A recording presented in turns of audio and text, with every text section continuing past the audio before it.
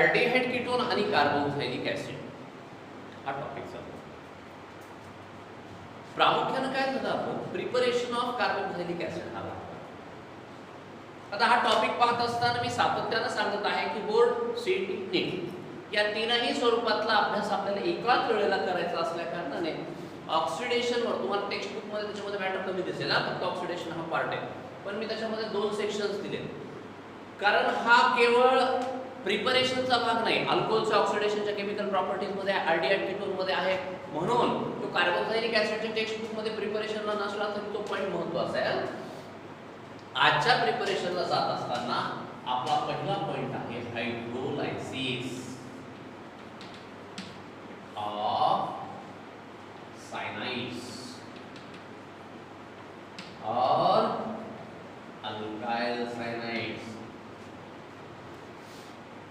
आता कुठलाही भाग आपण घेत असताना प्रामुख्याने महत्त्वाच्या प्रत्येक शब्दाचा अर्थ काढणं आपलं काम असतं. यापैकीचा हायड्रोलायसिस हा जो शब्द आहे हे हायड्रोलायसिस 2 प्रकारचं असतं.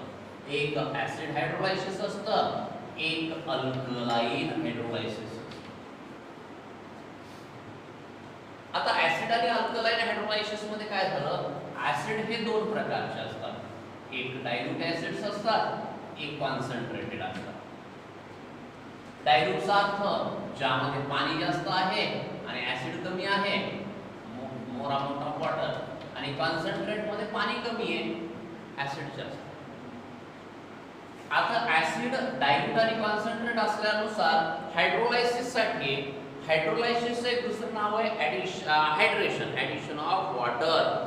तर मग वॉटर ऍड करायचं असेल तर आपल्याला डायल्यूट HCl अथवा डायल्यूट H2SO4 चा जर वापर केला आणि तुम्ही एरो वरती H+ जरी लिहिलं, H+ चा अर्थ एरेनियसच्या थेअरीनुसार तुम्ही ऍसिडचा वापर केलेला असतो. आला पॉइंट लक्षात. या भागाचा वापर करत असताना एक प्रामुख्याने लक्षात ठेवायचा, ऍसिड 2 प्रकारचा, एक डायल्यूट आहे ज्यामध्ये पाण्याचं प्रमाण जास्त आहे, दुसरं कॉन्सन्ट्रेट आहे ज्यामध्ये पाण्याचं प्रमाण कमी आहे.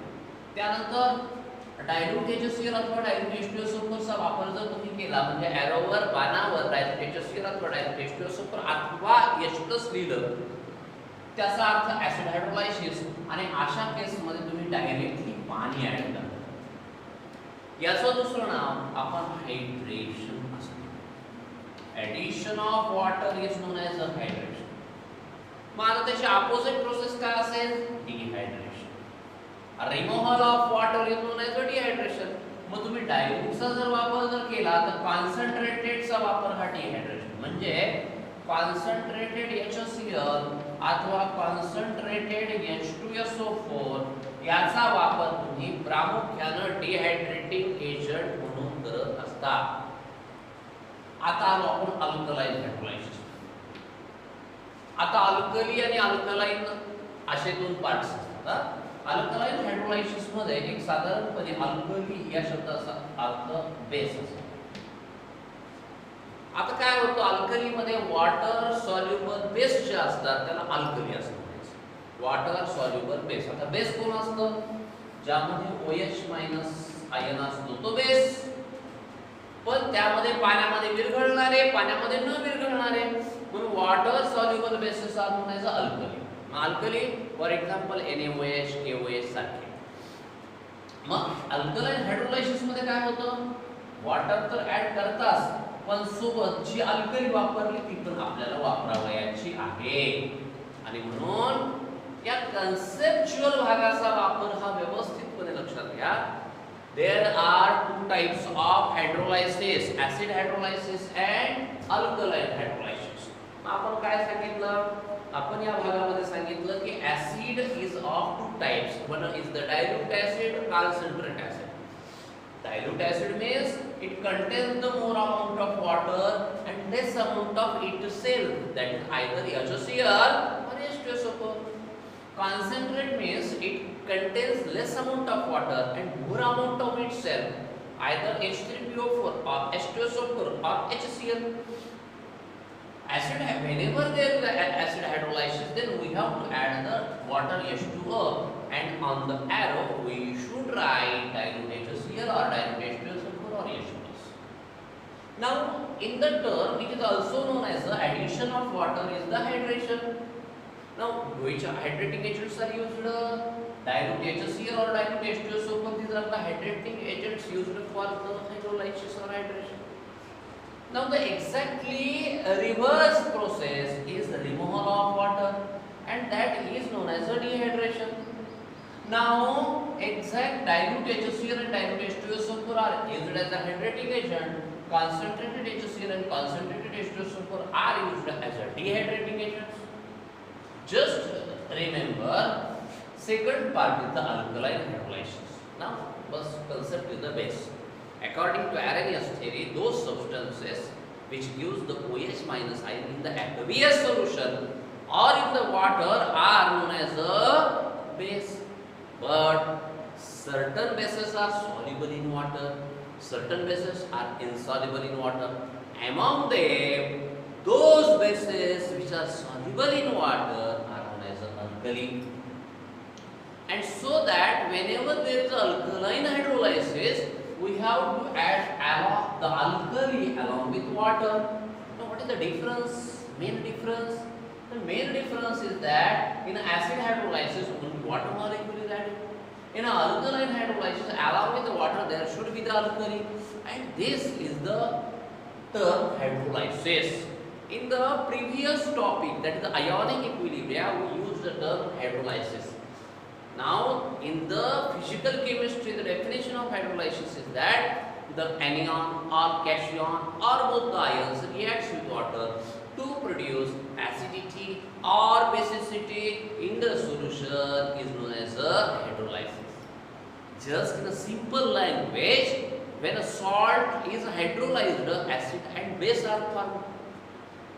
In Arrhenius concept, we say that acid reacts with the base to give salt and water. Now, hydrolysis and neutralization are exactly reverse, exactly opposite. And thus, today's our discussion is going towards hydrolysis. What is hydrolysis? According to, we are going to, for the preparation of the carboxylic acids which are present in the sources among or behind us. Now second term. आता आपल्याला जायचं दुसऱ्या term कडे. आता पहिला व्यवस्थित लक्ष द्यायला काय हवा. आता आपण जाऊया दुसऱ्या भागाकडे. दुसऱ्या भागाचं नाव आहे अल्काइल सायनाइड्स. आपला भाग तीन दृष्टिकोनातून बोर्ड सीईटी नी या दृष्टिकोनातून पाहत असताना पूर्ण कंप्लीट भाग झाला पाहिजे. अल्काइल सायनाइड्स हा आर, हा सी, हा ट्रिपल बॉन्ड याने दाखवला जातो. आता लक्षात घ्या, मी आजचा पॉइंट शिकवत असताना हा काय दाखवतोय, हा अल्काइल सायनाइड आहे आणि त्याच्या सारखाच दिसणारा हा आर, हा एन, हा ट्रिपल बॉन्ड सी हा आहे. पॉइंट आपण एकदा हा एक पॉइंट आला की क्लिअर करूनच आपण पुढे जायचं. हे त्याचा फॉर्म्युला जर पाहिला तर सारखाच आहे.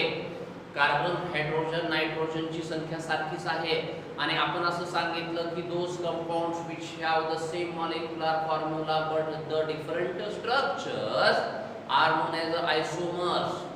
त्यांचा मॉलिक्युलर फॉर्म्युला सारखा आहे पण ते दिसायला सारखे नाहीयेत. हा आपला महत्त्वाचा भाग आहे. म्हणून ते आयसोमर्स आहेत. पण प्रामुख्यानं हा अल्काइल सायनाइड आहे आणि तो अल्काइल आयसोसायनाइड आहे. पण हे काय आहे आणि कसं आहे हे दाखवत असताना एक प्रामुख्यानं लक्षात घ्या. आपण प्रिपरेशन करत असताना हा आरएक्स हा घेतला आणि यासाठी आपण पोटॅशियम सायनाइडचा वापर केला. KC ट्रिपल बॉन्ड या. पोटॅशियम सायनाइड हा डेडली टॉक्सिक, डेडली पॉइझनस आहे. असं जिभेवर जर ठेवला तर काही सेकंदात, एखाद्या मिनिटामध्ये लगेच डेथ होते. असा तर आता थोड्या वेळापूर्वी आपण म्हणजे ज्या याच्या प्रोसेसमध्ये पाहतो की सर्वात डेथ जी आहे ही फास्ट कधी होते, जर माणसाचा श्वास जर बंद झाला तर. त्या पद्धतीचा भाग प्रामुख्याने इथं होतो. आणि मग अल्काइल हा प्रिपरेशन, ही रिएक्शन आपल्याला हॅलोजन डेरिव्हेटिव्ह ऑफ अल्केन मध्ये देखील आहे. परंतु सर्व समावेशक भाग घेत असताना लक्षात घ्यायचं की हा KH जो आहे हा अशा पद्धतीने जातो. हा R, हा C ट्रिपल बॉन्ड N आणि हा KH तयार झाला. आणि आता ह्या अल्काइल हॅलाइडची रिएक्शन जर मी सिल्वर सायनाइड सोबत केली,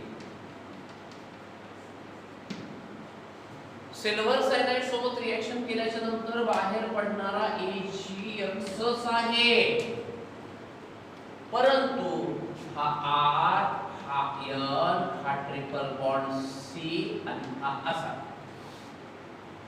मग आता एक मेजर लक्षात घ्या, हा AgX बाहेर जात असताना असं का झालं, तर यामध्ये एक सर्वात महत्त्वाचा भाग असा आहे की K आणि Cn याच्यामध्ये असणारा बॉन्ड हा आयोनिक बॉन्ड आहे, याच्यामध्ये असणारा बॉन्ड हा कोव्हॅलंट बॉन्ड आहे, आणि म्हणून सिल्वर सायनाइड सोबत अल्काइल हॅलाइडनं दिलेल्या रिएक्शन मध्ये प्रामुख्याने तयार होणारा अल्काइल आयसोसायनाइड असतो, आणि पोटॅशियम सायनाइड मध्ये आयोनिक बॉन्ड असल्या कारणाने हा तयार. आता एक पार्ट लक्षात घ्या, इथे जोडत असताना बॉन्ड हा कार्बन कडून जोडलेला आहे, बॉन्ड हा नायट्रोजन कडून जोडलेला आहे. ऍक्च्युअली आपण जर 7 नंबरचा नायट्रोजन जर विचारात घेतला तर 1s2 2s2 2px 2py आणि 2pz. आता हे 4 आणि आपल्याला राहिले 1 2 3 अशा पद्धतीचा भाग जर आपण पाहिला, आणि जर आपण त्याची बॉक्स डायग्राम जर या पद्धतीने पाहिली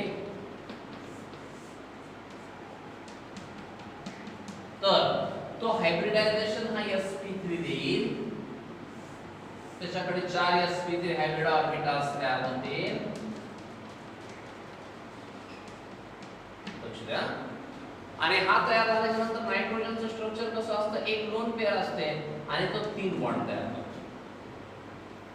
हे आहे नायट्रोजनची कॅपॅसिटी. अलग लक्षात आता. मग आता काय झालं, इथे आपण जर पाहिलं तर हे 3 बॉन्ड आहेत आणि ही लोन पेअर आहे, अशा पद्धतीचं स्ट्रक्चर. मग इथं काय झालं, इथं होत असताना हा कार्बनचं काय आहे, कार्बनला 1 इलेक्ट्रॉन कमी करा, तर कार्बन काय करतो 4 बॉन्ड तयार. मग काय झालं, कार्बनची व्हॅलेन्सी 4 आहे, तर नायट्रोजन कडे असणारी लोन पेअर जी आहे तो या पद्धतीने त्याला देतो, आणि कार्बन हा लोन पेअर करते. म्हणून हे 2 4 हे 2 6 आणि हे 2 8. कार्बनची व्हॅलेन्सी सॅटिस्फाईड झाली. नायट्रोजन 2 4 6 आणि 8. आणि हा जो हा हे बाण दाखवलाय ना, ते कोऑर्डिनेट बॉन्ड आहे, आणि अशा पद्धतीने तो एक बॉन्ड तयार होतो. हे स्ट्रक्चर आहे. आता याचा अभ्यास करत असताना काय झालं माहितीये का, की सायनाइडचं वैशिष्ट्य असं आहे की तो सायनाइड हा ग्रुप जो आहे हा कार्बन कडून जोडला जाऊ शकतो, नायट्रोजन कडे जोडला जातो. आता आपण जाऊया हे बघा, इथं कोऑर्डिनेट बॉन्ड आता म्हणतो की नाही, तर यानुसार तो एक न्यूक्लिओफाइल आहे. न्यूक्लिओफाइल म्हणजे जो 2 पेअर ऑफ इलेक्ट्रॉन देऊ शकतो त्याला आपण न्यूक्लिओफाइल असं म्हणतो. न्यूक्लिओफिलिक रिएजन म्हणजे the compounds which are able to give the lone pair of electron. तर त्यामध्ये कार्बनही देऊ शकतो, नायट्रोजनही देऊ शकतो, आणि म्हणून तो त्यामुळे तो दोनही बाजूने जोडल्या जातो, म्हणून त्याचं नाव एम्बिडंट न्यूक्लिओफाइल. टर्म लक्षात घ्या, एम्बिडंट न्यूक्लिओफाइल. आता या भागाचा वापर करत असताना तुम्ही प्रामुख्याने कार्बन आणि नायट्रोजनचा हा ट्रिपल बॉन्ड पाहत असताना तुम्हाला आपण पहिल्या स्वरूपात सांगितलं 1 सिग्मा आणि हे 2 पाय बॉन्ड. एक दुसरं, जर 2 पाय बॉन्ड असतील तर हा जो कार्बन आहे याचं हायब्रिडायझेशन हे प्रामुख्याने sp हायब्रिडायझेशन. आता sp हायब्रिडायझेशन जे आहे हे प्रामुख्याने तिथे त्याचं होतं, आणि म्हणून कार्बनचं वैशिष्ट्य या स्वरूपातलं आहे. आपण हा देत असताना एक साधारणपणे हा 6 नंबरचा कार्बन हा 1s2 हा 2s2 हा 2px 2py आणि 2pz 1 हा झाला या पद्धतीचा भाग.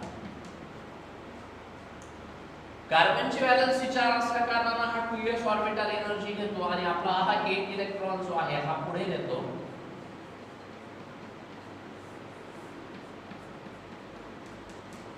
आणि आता व्यवस्थित लक्ष द्या, जसं तिथं पाहिलं जर यांनी एक S आणि हे 3 P जर घेतले, एक S आणि 3 P जर घेतले तर कार्बन हा sp3 हायब्रिडायझेशन देतो.